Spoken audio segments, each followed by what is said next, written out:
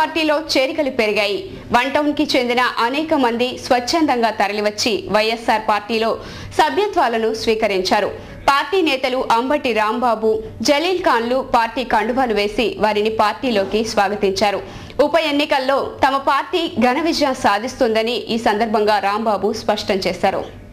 One టౌన్లోని YSR Congress party నాయకుడు జలీల్ ఖాన్ కార్యాలయంలో జరిగిన ఓ కార్యక్రమంలో అనేక మంది పార్టీలో చేరారు. పార్టీ నాయకుడు అంబటి రాంబాబు, జలీల్ ఖాన్ వారికి కండువాలు వేసి పార్టీలోకి సాదరంగా స్వాగతించారు.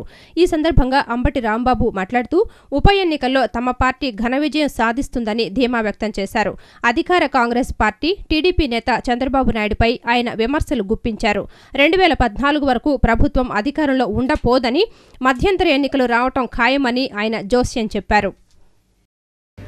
షాప్ ఎంప్లాయీస్ యూనియన్ నగర మహాసభ మే 1వ తేదీన అరండల్పేటలోని అంబేద్కర్ భవన్లో బాబు జగజ్జీవన్ రామ్ భవన్లో నిర్వహిస్తున్నట్లు యూనియన్ ప్రధాన కార్యదర్శి ఏ హరినాథరాజు తెలిపారు. ఈ మహాసభలో షాపు గుమస్తాలు ఎదుర్కొంటున్న సమస్యలపై చర్చిస్తామన్నారు. వారికి కార్మిక శాఖ విధించిన నిబంధనల ప్రకారం సదుపాయాలు కల్పించామని ఆయన డిమాండ్ చేశారు. షాప్ ఎంప్లాయీస్ యూనియన్ ప్రధాన కార్యదర్శి ఏ శ్రీహరినాథరాజు సుందరయ్య భవన్లో విలేకరులతో మాట్లాడారు. మే 1వ తేదీన నిర్వహించనున్న యూనియన్ మహాసభకు సంబంధించిన వివరాలను ఆయన వెల్లడించారు. షాపు గుమాస్తాలకు కార్మిక చట్టాలు సక్రమంగా అమలు చేయాలని ఆయన డిమాండ్ చేశారు. 8 గంటల పనివేళలు అమలు చేయాలని, సమాన పనికి సమాన వేతనం అమలు చేయాలని ఆయన కోరారు. వారికి పీఎఫ్, ఈఎస్ఐ అమలు చేయాలని, ఆదివారాలు, పండుగలు, జాతీయ సెలవులను ఇవ్వాలని ఆయన డిమాండ్ చేశారు. ఈ సమస్యలపై నగర మహాసభలో చర్చించి తీర్మానం చేస్తామన్నారు. ఈ మహాసభకు షాపు గుమాస్తాలు వేలాదిగా తరలి రావాలని శ్రీహరినాథరాజు కోరారు. ఈ రోజు వరకు కూడా కార్మికుల కోసం నిరంతరం పోరాడుతూ కనీస వేతనాల గురించి, అట్లాగే 8 గంటల పని విధానం గురించి, కనీస వేతనం 10,000గా నిర్ణయించాలనేది ఇలా మెయిన్ డిమాండ్ల మీద కూడా నిత్యం పోరాడుతున్నది షాప్ ఎంప్లాయీస్ యూనియన్ అనేది.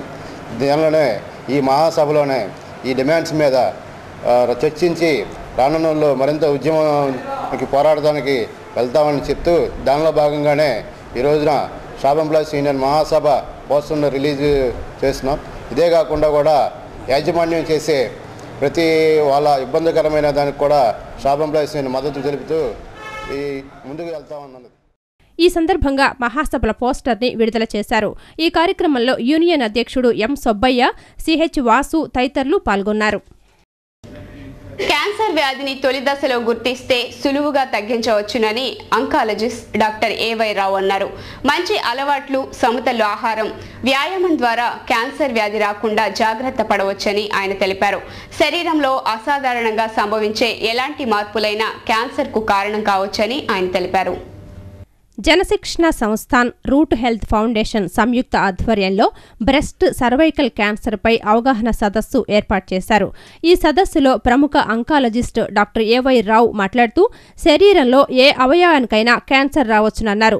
అయితే మంచి అలవాట్లు, సమతుల ఆహారం, వ్యాయామం, క్రమం తప్పకుండా వైద్య పరీక్షలు నిర్వహించుకోవడం ద్వారా క్యాన్సర్కు దూరంగా ఉండవచ్చునన్నారు. మహిళల్లో బ్రెస్ట్ సర్వైకల్ క్యాన్సర్ ఎక్కువగా వచ్చే అవకాశం ఉందన్నారు. రొమ్ములో గడ్డలు లేక స్రావాలు కనిపిస్తే వెంటనే స్క్రీనింగ్ టెస్ట్ చేయించుకోవాలన్నారు. గర్భాశయ ముఖద్వార క్యాన్సర్లో బ్లీడింగ్ సమస్య ఎక్కువగా ఉంటుందన్నారు. ఎలాంటి అసాధారణ మార్పులు శరీరంలో కనిపించినా వెంటనే క్యాన్సర్ స్క్రీనింగ్ టెస్ట్ నిర్వహించాలని ఆయన సూచించారు. అలాగే మనం ఎక్కువగా ఆహారం తీసుకోవాల్సిందంటే ఆకుపచ్చని కూరగాయలు లేదా ఆకుకూరలు లేదా గుజ్జు పదార్థాలు ఎక్కువగా ఉన్నటువంటి ఆహారం మనం తీసుకోవాలి. అలాగే మన వెయిట్ మనం మెయింటైన్ చేసుకోవాలి. మనం ఒక మనసులో ఒక టార్గెట్ పెట్టుకోవాలి. ఒక 2 నెలలు 3 నెలలు వ్యాయామం చేయాలి. ఎవ్రీ వీక్ ఒక 5 నుంచి 6 రోజులు కానీ లేకపోతే 4 నుంచి 5 రోజులు కానీ ఏదైనా జిమ్ చేయడము, ఒక ½ గంట టు 1 అవర్ బ్రిస్క్ వాక్ చేయాలి. సో అలా మన వెయిట్ కనుక మనం మెయింటైన్ చేసుకున్నట్టయితే మన బాడీలో కొవ్వు శాతం తగ్గిపోతుంది. కానీ ఎక్కువగా క్యాన్సర్ వ్యాధులు కొవ్వు వల్ల వస్తాయి కాబట్టి సో కొవ్వును కనుక మన బాడీలో కనుక తగ్గించుకున్నట్టయితే అలాంటి వాళ్ళకి బ్రెస్ట్ క్యాన్సర్ లేదా ప్రాస్టేట్ క్యాన్సర్ లాంటి క్యాన్సర్ వ్యాధులు రాకుండా మనం చేసుకోవచ్చు అన్నమాట. ఈ కార్యక్రమంలో Jan Shikshan Sansthan director Vidyakanna, root health foundation chairman doctor P Vijay Bhaskar తదితరులు పాల్గొన్నారు. ఇప్పుడు కాసేపు ప్రకటనలు.